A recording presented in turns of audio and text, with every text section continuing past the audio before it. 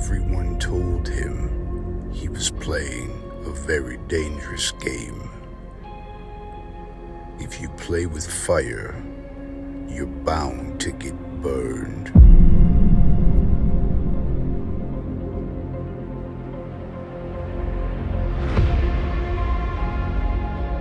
But if you play with more than just fire, you will get more than just burned.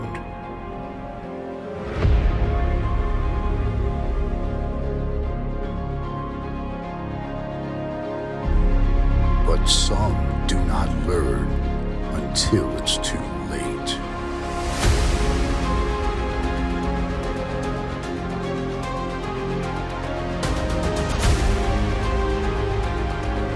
There are some things in this realm that should not be meddled with.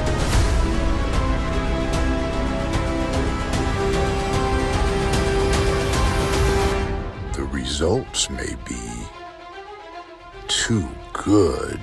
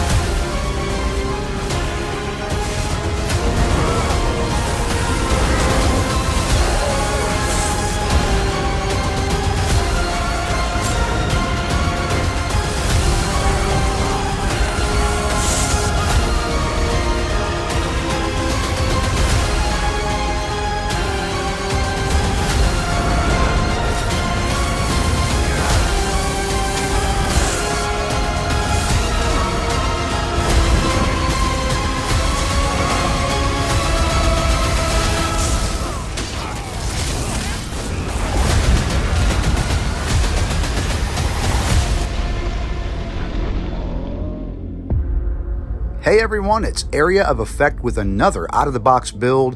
This time, a Magicka Dragon Knight, the Lord of the Atronachs. This has got to be one of my favorite builds that I've released in a very long time. All three elements, very animated, very powerful, and super fun. And look, he's an actual Atronach. Haven't you always wanted to be an Atronach? Anyway, let's go ahead and jump into the build. We'll start off with the stat screen, and here we go. We've got over 32,000, almost 33,000 max Magicka, a ton of recoveries. Take a look. Spell damage is 5,240, and the resistances are pretty high. So you can't go wrong with those stats. You can tweak them a little bit. We'll get into that later. Here's a brief look at the advanced stats. We are using Smoked Bear Haunch. You could get the max Magicka even higher if you wanted to use like the Clockwork Citrus Fillet or even Bewitched Sugar Skulls. I like the Smoked Bear for all the recoveries. And we got the Apprentice going on. We are actually wearing sets that we want to get this spell damage really high. We're over 5,000. And we're a Vampire Stage 2, not only for CC immunity and Mist form, but also the spell damage buff you get while coming out. We'll get into that a little bit later as well. All right, for the race, we went with High Elf. You could go with Dark Elf or Breton, but honestly, who wants a tiny Atronach? Just kidding, that's not why we did it, but just saying. We want to get the spell recharge, resource of Magicka or stamina back, and also the 5% less damage when channeling an ability. We wanted that, especially with the lightning staff on our front bar. We'll get to that later. So there's the max Magicka that you get for being a high elf. That always goes a long way on a Magicka build. And elemental talent, which obviously they meant elemental Atronach. Weapon and spell damage 258, that goes a long way with the numbers we're trying to push. Higher weapon and spell damage, well, spell damage is going to get this build a lot farther on the damage end. So there you go. Now we will jump into the fun part. Let's take a look at the gear. On the front bar, Vadashrand's lightning staff. This one is not perfected, but you could get it if you want. I've got it Nirnhoned for more weapon and spell damage with a Berserker glyph. And what this one's going to do is when you hit the enemy with Elemental Drain, I got to proc and buff up here, you are going to connect a tether between you and the enemy that's going to damage them over time, 10 seconds, either shock, flame, or frost damage, and it increases by 1% each time it deals damage. So this can occur every 10 seconds, and it scales off a weapon and spell damage. It's awesome. It's all three elements. You hit them with LE Drain, so they also get that little orb, triple element orb look. And this is on our front bar, a lightning staff. Like I said, if you get it perfected, it'll hit harder, but the damage, as you see, increases. Of course, it went down right there because my Berserker glyph and Vampirism buff wore off. Now listen, we would usually go with Sharpened on a proc set type of build, because that used to basically carve through more resistance, allowing our procs to hit harder. But on this build, we went with Nirnhoned, because now in this current patch, Nirnhoned, weapon and spell damage are going to basically scale up a lot of proc sets. Anyway, monster set is Alambris. There is an option, I'll get into that in a minute, but when you deal damage with Flame or Shock, 33% chance to summon a Meteor Shower that will deal over 1,000 Flame and 1,000 Shock damage simultaneously. They brought back the double effect, but they still kept one thing different. Instead of proccing individually, maybe lightning over there and flame over here, when you proc one, you proc both. So if you proc it with lightning, you're going to get lightning and flame. If you proc it with flame, you're going to get lightning and flame at the same location at the same time. So that's pretty cool. You got a little more focus. But I want to go over one more thing as an option. I did it on the last build as well, the electric smoke build. Stormfist, I'm wearing a style page of Stormfist while wearing Alambris, but you can actually, if you want this look, wear the actual Stormfist helmet. Stormfist seems to be overpowered right now. It's not in line. Look at 18,000 physical damage after almost 2,000 shock damage for 3 seconds. 18,000 physical damage. That's not in line with other proc sets in the way that they're scaling.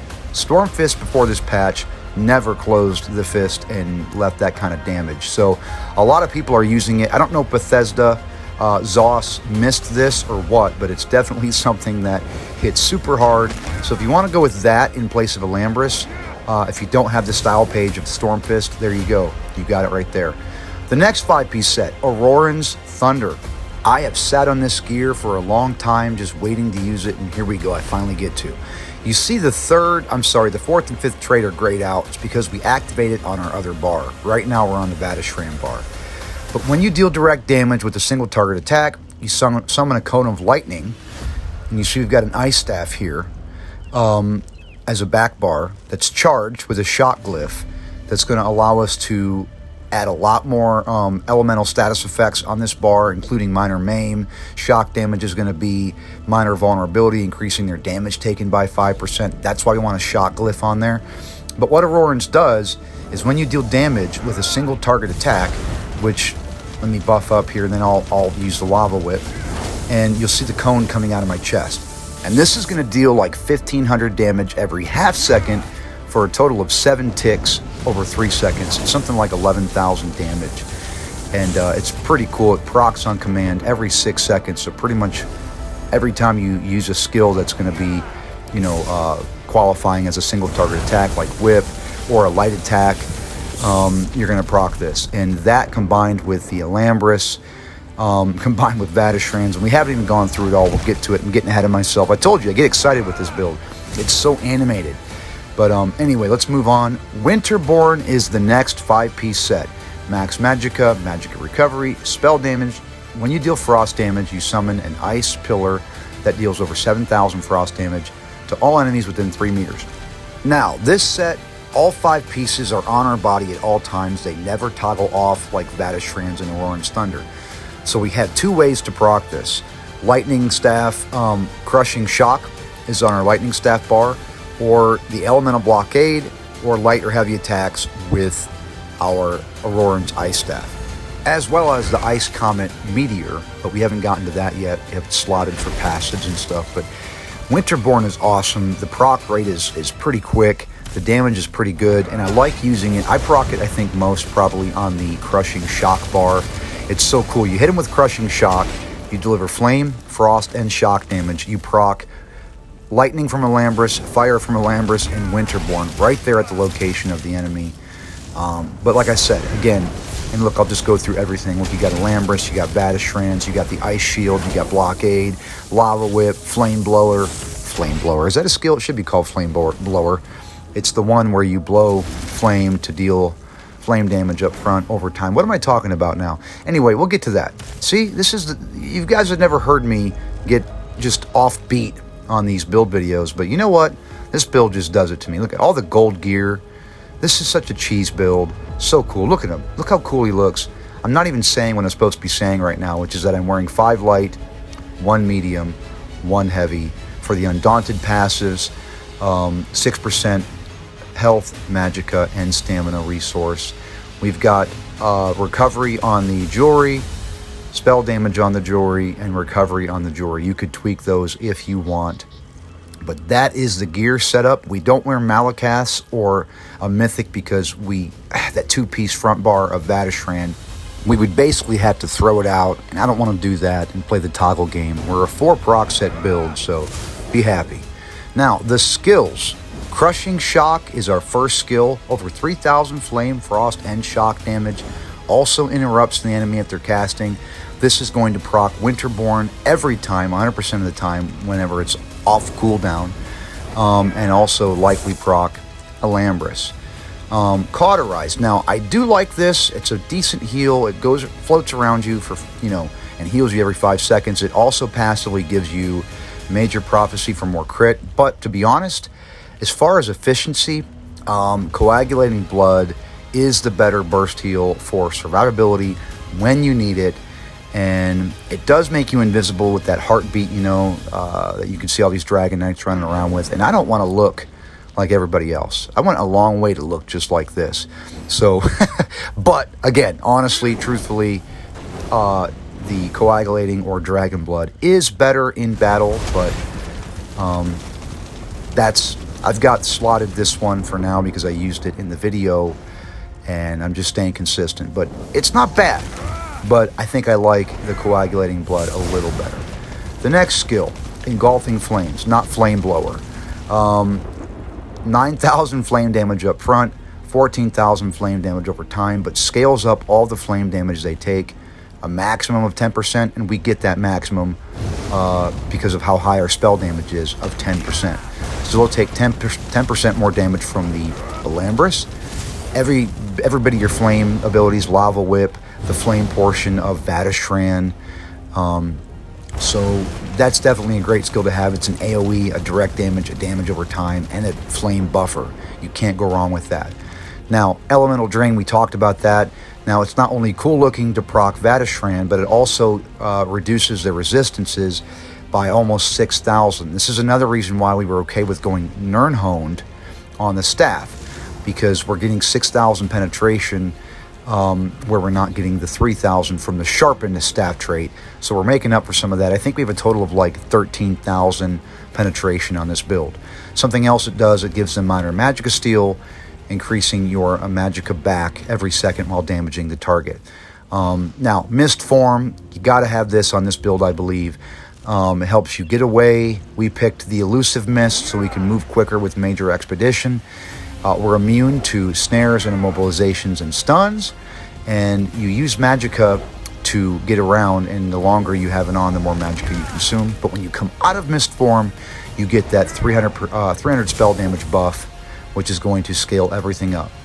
Now, Ice Comet. We have this slotted. We don't really use this as much. It does deal a lot of damage in an AoE up front and then a damage over time. But really, as a Mage's Guild passive, each skill you have slotted, you're going to get 2% max Magicka and 2% additional Magicka recovery. You could go with Magma Shell, which I'll show here in a second, or you could go with the Lightning Staff Destro Eye of the Storm. They're both good options, but honestly, I always use the other ultimate on the other bar, which is the Dragon Leap, which we'll get to that in a minute, but Here's what Magma Shell stats look like. Eye of the Storm, when buffed up, would be over 9,000 lightning damage over 7 seconds. But again, we use Ice Comet, and we do use it sometimes. It's nice to drop in. Check out the tooltip. 27,000 with the crit hit. So also procs Winterborn when it lands, but again, more of a passive. Look at all the color, all the lightning, all the fire, all the the frost. And that's the thing. You're an Atronach, but you didn't have to pick. You're all three. How cool is that? You're literally a triple elemental Atronach, but we're not a flesh Atronach because they're ugly. Anyway, we do use. I ran out of food here. Like I said, you could use the Bewitched Sugar Skulls, or even this one, which I used on the Electric Smoke build. Oh no, I changed it. I forgot. I did end up going with the Smoked Bear Haunch. That seems to be right now in this patch a lot of recoveries, a lot of spell damage or weapon damage, and not as much main stamina or magical resource has been more appealing to me. All right, time to move on. On the Ice Staff back bar, Burning Talons, flame damage up front, flame damage over time, offers us synergy, but also immobilizes the enemy. And whenever you immobilize the enemy with this, which I can't do to this Atronach, when you cast Lava Whip, you will get the Power Lash, which we'll get to that in a second, which actually deals more damage and heals you with a tremendous amount of healing. You could use Fossilize, but I like the Immobilize for the AoE, and I'll explain something in a second. Elemental Blockade, it's the explosive blockade, frost blockade, and actually you could spam this. When it ends, it deals damage, but you can end it by recasting it. So when you cast it, you can just very quickly cast it again and light the area up with frost explosions.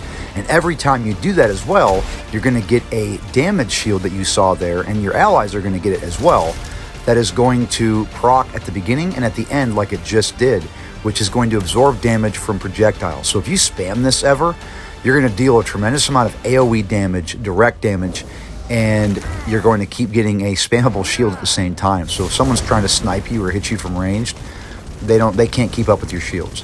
The next skill, Flame Lash, it deals almost 10,000 damage by itself, but if you target an enemy who's immobilized, it'll deal even more damage, almost 12,000, and heal you for 18,000 health over 2 seconds, and this can occur every 3 seconds. What's weird is when you cast Fossilize, which stuns the enemy, and then they come out of the stun, then they're immobilized, you have to whip twice. You fossilize them, you whip regular, and then the second time you use the Power Lash. I think it's because the first whip it knocks them off balance, but with immobilized, the Dark Talons, Flaming Talons, Burning Talons, it immediately on the first whip does Power Lash.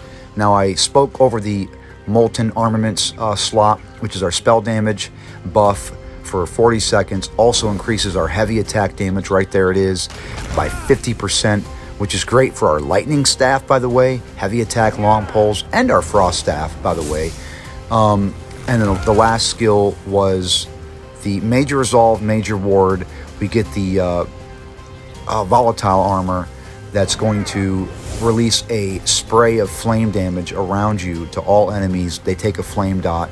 You could go with the damage shield morph if you wanted, but we deal a little more damage, and the shields are cut in half in PvP. So I went with volatile. Pick what you'd like. Ferocious Leap. Now, this one is the one I use.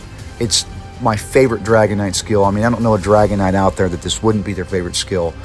It's a table turner. You get ultimate when you get resources when you cast an ultimate as a Dragon Knight. You stun them with this, you deal a huge, tremendous burst of damage with this, and you gain a damage shield, 100% of your max health. I just cast the wrong skill because I'm a dope. You've already seen Ice Comet, so now I'm going to take out some anger on this Ice Atronach. But anyway, yeah, that Dragon Leap is the go-to. It's not very high costing. The cost goes up a little bit because of being a vampire, but I'm fine with that, with what Mist Form allows us to do. Okay, now it's time for the boring part. CP points. Green Tree is all craftables. This is not a crafter. He's an Atronach. Atronachs don't craft, they destroy. So I picked stuff for like mount speed, fall damage reduction. I say this every time. Way Shrine, I don't know why I'm hovering over that. There's your fall damage. So we're going to get out of this stupid green tree and we're going to go to the blue tree. Yes, this is the power tree. What we have slotted is Master at Arms, increasing damage done with direct damage. That's going to be Winterborn, Power Lash, a lot of what we do, Force Pulse, Crushing Shock, rather. Even the direct damage when you spam the Frost Staff. Biting Aura, damage done with area of effect attacks. That's Alambris. That is our Flame Breath. I think I called it Flame Blower. We have a lot of AoE on this. Almost everything we do is AoE. Damage over time. We have a lot of damage over time on this. So we got 10% buffs to all of those. And then, of course, we brought our weapon and spell damage up with Untamed Aggression. I do like having the Magicka one. You could invest into the Magicka one that you have to slot for 1,300, I think it is, more Magicka. Or you could even do the 7%. There it is, Arcane Supremacy. It totals up to like 1,300. Or you could do the one, it's one of my favorites, where 7% of the direct damage you deal returns to you as healing, but we wanted to just do damage. The red tree. To be honest, I think on most PvP builds, there's only one way to go with this. Rejuvenation for all 3 recoveries.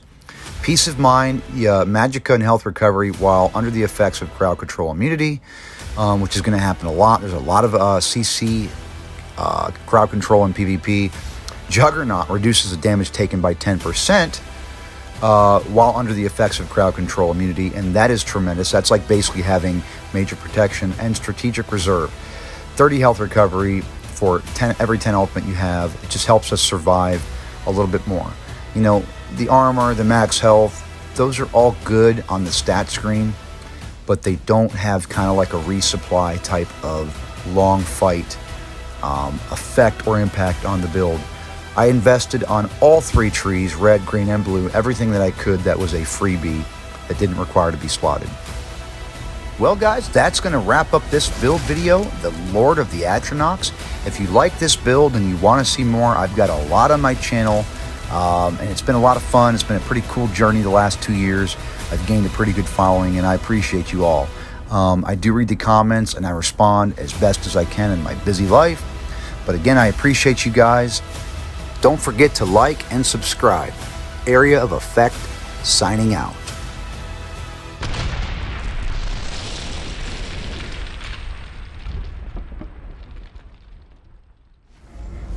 Hey, look at me, I'm an Atronach. I'm a flame, and I'm fire, and I'm shock, and I'm all this stuff, and oh, there's somebody looking at me.